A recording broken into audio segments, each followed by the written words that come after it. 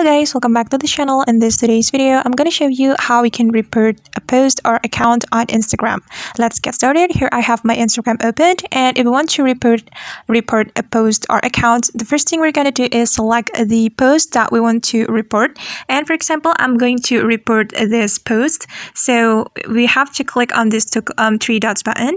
Then since we want to report, we can click on report right here. All right, and you can choose the reason why are you reporting this post, and I'm just going to click on this one. I just don't like it.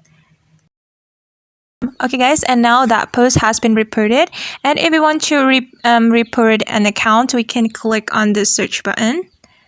Then we can search for the account that we want to report. And for example, I'm going to report this account. So just click on the account. Then we can click on this three dots button on the top right corner of our screen, and we can simply click on report. Then after that, we can choose what do we want to report.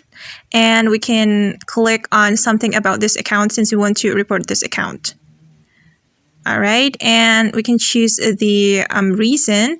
And I'm going to choose it may have been hacked. Okay guys, and now the account has been reported, and that's how we can report an account or post on Instagram. I hope this video will be useful for you. Thank you so much for watching, and see you on the next video.